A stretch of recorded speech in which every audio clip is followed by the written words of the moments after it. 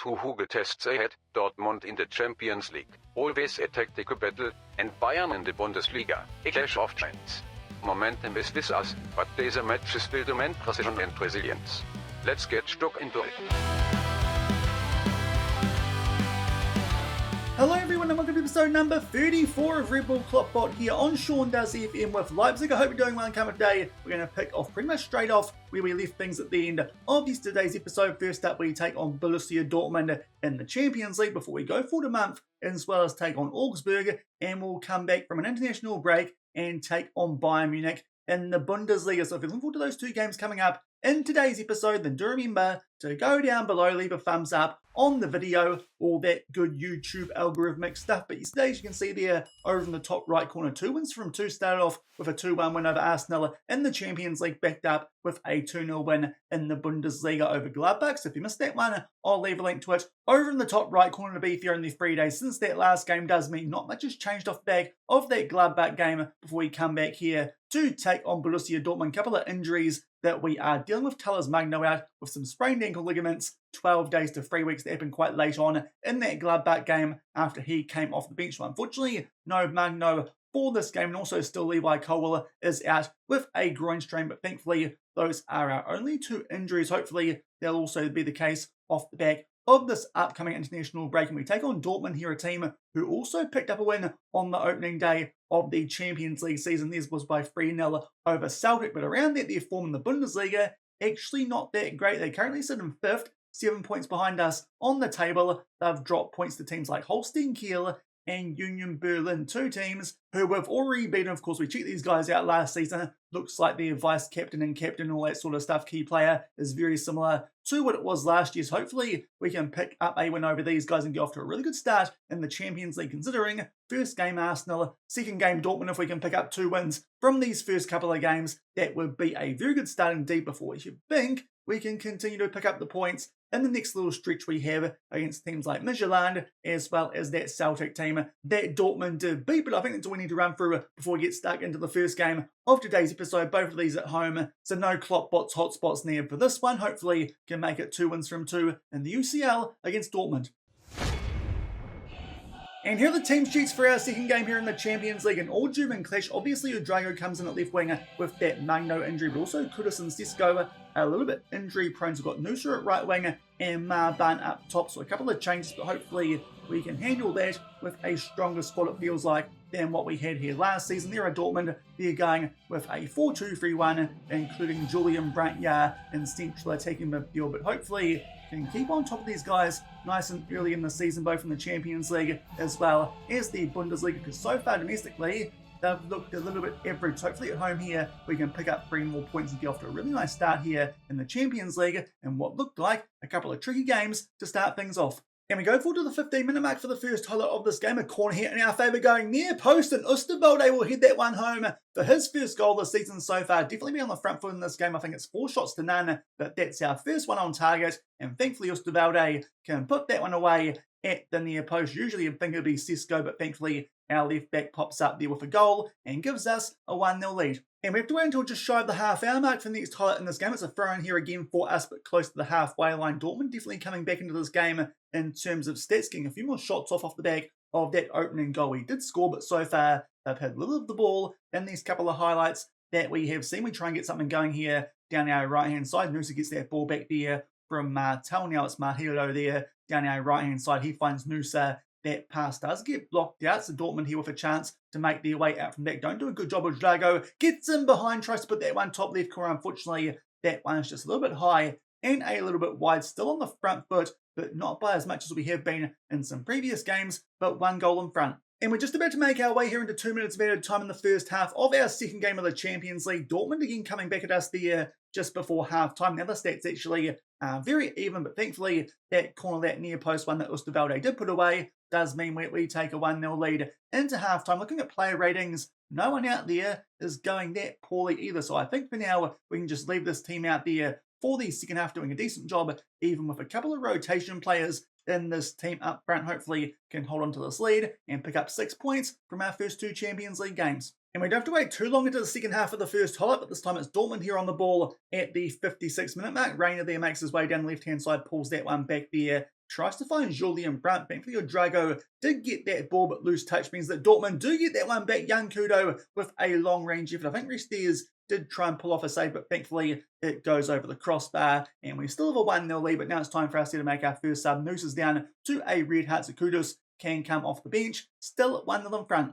And only a few minutes on from that previous sub, now it's time for our next one. Drago now has gone down to a red heart. Now, in terms of who we bring on for him, that's where things get a bit more interesting. Simons can play left wing, of course, no Magno for this game, so I think Ben Seguí coming on might be the best idea. Did call someone up from our under-19s in Surma, but to be fair, he doesn't look that great, so hopefully we can leave him on the bench, albeit Simons does look like he might go down to a red heart sooner rather than later. We'll bring on their Ben Seguí in central attacking midfield, see if Simons can do a job at left wing. But now I think we need to take him off here at the 69-minute mark. Also, Osterwalde, so we're going to have to make some subs here. It's our last stoppage anyway. So let's bring on the youngster Lennart Surma onto the left wing. Not too sure how he'll get on. Hopefully do a half-decent job. It won't prove costly. Also, let's bring on here David Raum for Osterwalde, unless he can actually do a decent job at left wing. Probably not the best idea, though. Those attributes, they do kind of cut out his best ones if he's playing as an attacker. So I think he'll come on there at left back. And with our final sub, got a couple of options, a few players out there who are struggling. One of them is Mar Barnes-Cisco. He can come on up front. Some first team impact here off the bench as well as a couple of young players that we've brought on here, in particular Lennart Surma. But with 15 minutes left, we still have a 1-0 lead, albeit maybe not for too much longer, because Dortmund here try and work something from a throw-in.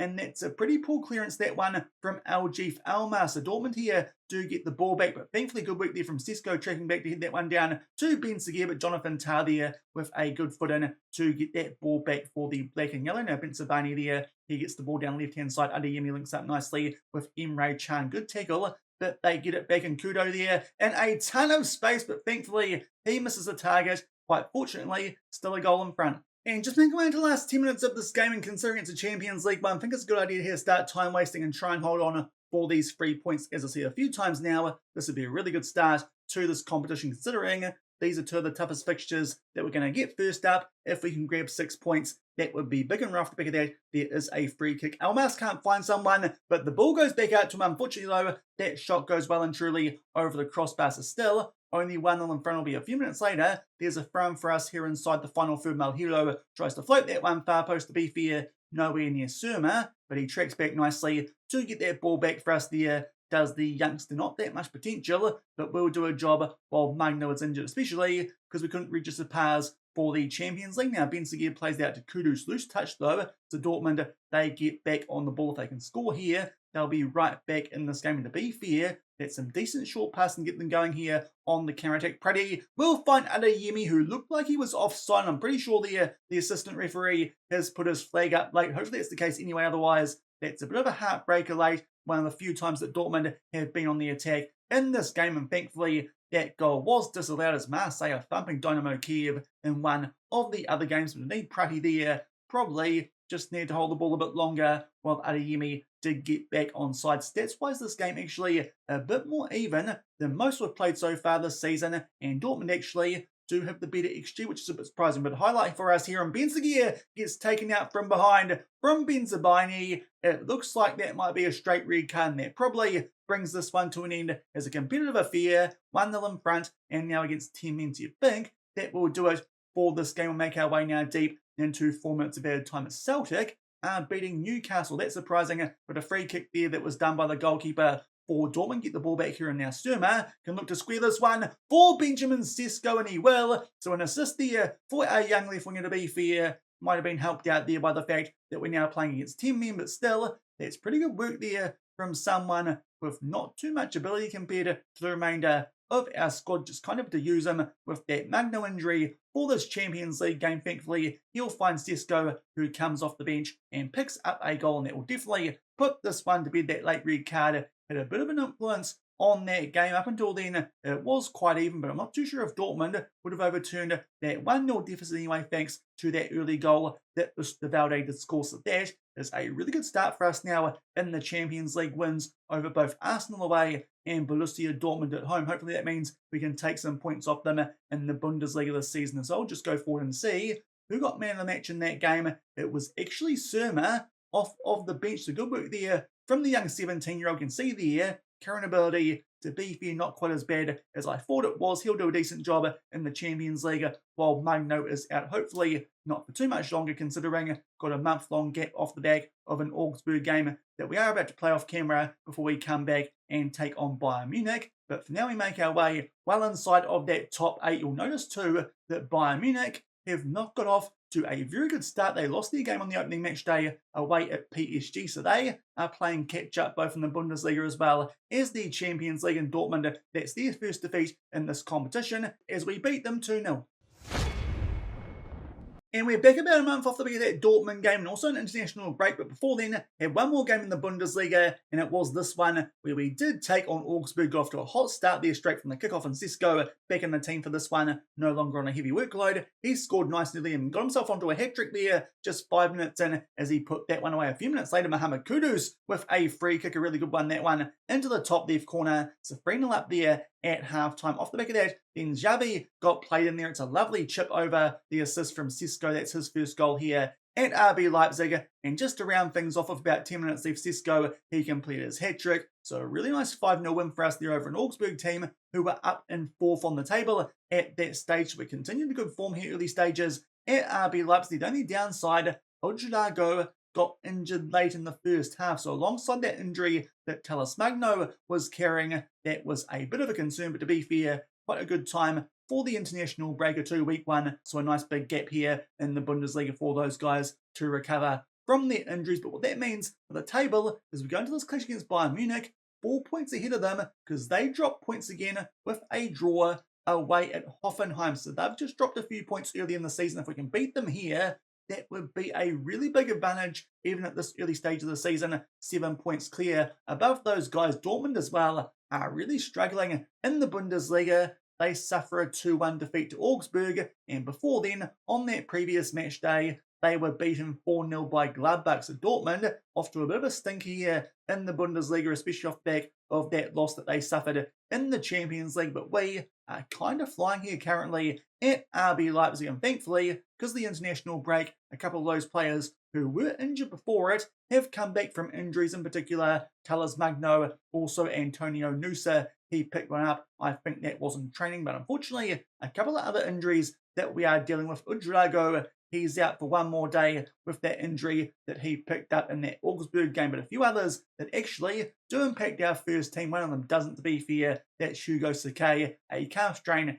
out for 8 days to 2 weeks. Thankfully got players like Klosterman who can back up our new signing, Ilmel Hilo. But a big injury before our first big clash with Bayern this season is Castello Lucaba, a twisted ankle while he was away with the French national team. That means he's out for a further 4 days to 2 weeks. So a bit of a shuffle up there at the back for us going in to this first game back from the break, where we do take on Bayern. Hopefully our defence will continue to be pretty stingy. So far this season, it's been quite good. We've got the best defence in the Bundesliga and also the best goal scoring record. And while we're here, we did get Benjamin Sesko to agree to a new contract, and there's no more release clause. There is a sell-on fee percentage, but I think that actually suits us a bit more than the release clause did, because now we can get more money for him. He has got a massive pay rise, but to be fair, I think he deserves it for the form he's shown for us so far here at Leipzig. Sesko, we now have a bit more control over whether or not he will leave the club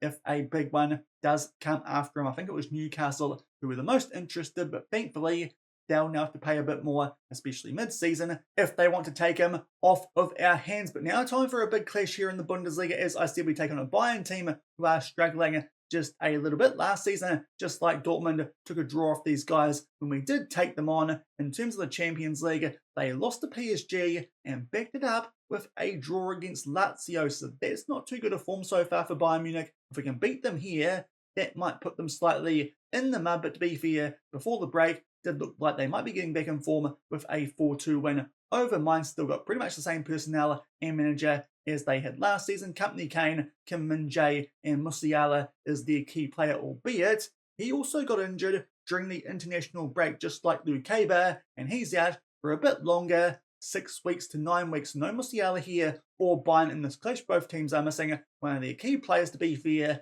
he looks a bit better than the player that we are missing, but hopefully that might affect them just a little bit. To be fair, it's Bayern. They've probably got some pretty good squad depth, and hopefully we can find a way to beat them here at home and grab a decent break on them early stages in the Bundesliga season. And here are the team sheets for our first clash against Bayern Munich this season, this one at home. Couple of changes for us. Obviously, Colwell comes in with that injury to Luke but also Magno back in at left wing. Apart from that injury to Luke it's our best 11 as well as that, though. Got Norby on the bench as well as Pars these days as the wing backup for the Bundesliga games. We can register a lot more quality players there with Bayern Munich. It looked like a pretty good team, apart from obviously that injury to Musiala. Hopefully we can find a way to beat them and extend our gap on top of that Bundesliga table. And just past the 10-minute mark, get the first highlight in this game. It's Bayern here in the all black who do have the ball, albeit trying to link up there down the left-hand side. I think that would have been to Matthias Tell, but thankfully we break that one up there. That should have been Diamonde on our right-hand side. Colwell playing as a central defender and Tramingham as a ball-playing one, but for now he'll do the job there instead of Luke Float this one in there looking for Cisco. Can't quite find him, but thankfully Bayern don't head that one away too well, so Kudus can head that one back there to Malhero. He floats this one to the mixer for Cisco. This time connects with it, but unfortunately on the wrong side of the post, and it's still 0-0. Now, in a few minutes off that first chance that we did have, now Bayern Munich here try and get on the attack. Good tackle there from Magno on Leroy Sané, but unfortunately again, they do get that ball back, albeit that's a really poor pass that from Upamecano. Cisco shifts that one on there to Xavi Simons. A long range effort, unfortunately, that might have just clipped the crossbar, but can't quite find its way into the back of net. Early stages again on the front foot, but still 0-0. And we just make our way here into 1 minute of added time. Not much happening for back those two highlights that did see around the 10 to 20 minute mark. And that will do it 0-0 here. We are really dominating them though here. Bayern Munich, they're up to very little. Just 2 shots overall. We have a 10, 3 on target, but not a very high XG. So definitely on the front foot. We might be looking like the best team in Germany a little bit earlier than I expected us to. And all our players out there on a decent rating as well. So no changes needed going to the second half. Hopefully can find the goal and pick up all 3 points. Albeit very early in the second half, I think we're going to make our first sub because Eric Martel has just picked up a yellow card. We'll play things safe. Stefan Bajcetic can come on for him. Still 0-0. And still nothing doing here in the second half, just past the hour mark, and now Xavi Simons goes down to a red heart, definitely improving as he gets more game time here at RB Leipzig, but down to a red heart, so Ben Seguir can come on for him. A couple of other players out there on some average ranks, but I think for now we'll save our last couple of subs up for our final stoppage. Still scoreless. And just made our way into the last 20 minutes of this game, and now I think it's time for us here to make these last couple of subs. A few players have gone down, 2 red hearts and Almas as well as Kudus. We're going to bring on here Mariba in box-to-box midfield. We'll bring on Nusra at right winger, and Magno is struggling a little bit on a 6.5, also coming back from an injury. So probably a safe idea to take him off this time for Nico Pars. There'll be all our subs used so far. The second half has been up to absolutely nothing. Still on the front foot, but to be fair, Bayern are getting all the action here in the second half. About to make our way here to the last 10 minutes of this game is now Diamonde. He picks up a yellow card, but the second half has been up to absolutely nothing. Maybe some players a bit flat off the back of the international break. To be fair, are playing a few who were on a heavy workload. Maybe that wasn't the best idea, but off the back of this, got a week-long gap until we take on Hoffenheim. But it looks like that will do it for this big game. That was a really good one, Football Manager, off the back of an entire month since I did the last one for this episode. Cheers for making me wait for absolutely nothing, but it's not a bad point for us there as it's a 0-0 draw at home. It does mean we're still a few points in front there of Bayern Munich on the Bundesliga table. And off the back of that, it's a little while until we take on another team who you'd consider to be a threat to us in the likes of Borussia Dortmund, maybe Eintracht Frankfurt. If we go forward, you'll see soon what the Bundesliga table does look like. Those guys will stay in second above Bayern Munich. Dortmund, of course, really struggling in the Bundesliga this season as well. So really, they might not be up to too much here in this Bundesliga season, especially considering we just beat them 2-0 in that first game. In today's episode, we'll tell the guys if we play like that usually, we should pick up wins, but unfortunately, just couldn't quite put the ball there in the back of the net. And there's the table. The top 3 already are separating from the rest of the league, but for now, we've got a 3-point gap over Eintracht Frankfurt, 4 points clear of Bayern, off the back of that 0-0 draw. So as I said, really stoked with that game. They're waiting a whole month to play that one, and it ends up being a 0-0 draw with only 2 highlights. Cheers FM, but not a bad result for us there in terms of the Bundesliga table. Hopefully now we can kick on a little bit further in the season, and we take on some teams that we should be able to keep picking up some good results against, but that's the first time we've dropped points all season against Bayern Munich, which is not a bad effort at all. But that will do it for today's episode. Another win there in the Champions League over Dortmund, and we are held to a draw by Bayern Munich, the first time this season that we do drop points, but certainly didn't play too badly, still on top there of the Bundesliga. If you enjoyed that one, then do remember to go down below, leave a thumbs up on the video, and if you haven't done so already and are enjoying the series here on the channel, also make sure to hit that subscribe button and turn that notification bell on as well. We'll come back at some stage for the next episode come the start of next week. The rest of October does look relatively routine. Hoffenheim are in fourth, but that's a team, even though it's away from home, you'd expect us to beat Midtjylland in the Champions League. Good chance for us there to use our rotation against the team who are the worst of lot so far, I think, in 32nd place. Stuttgart, another team that really we should be handling, as is the case with Hannover in the DFB Pokal, Heidenheim in the Bundesliga, and even a team like Celtic in the Champions League. So we'll probably come back around mid-November if all goes well. Definitely take on PSG, and maybe Bayer Leverkusen could be an interesting matchup, considering that during the off-season they had to find a replacement for Graham Potter. They found one all right, the former Red Bull Salzburg manager and Pep Linders. That could be an interesting one there for the KloppBot. One of his former managers there will take on when we clash with Bayer Leverkusen. To be fair, so far this season, not doing too well, but plenty of time in between now and when that next episode should take place for them to make their way back up the table. But I think those are the two most interesting games we can come back for at the start of next week. So until then, thank you very much for watching. Keep on keeping on, and I'll see you then. Cheers.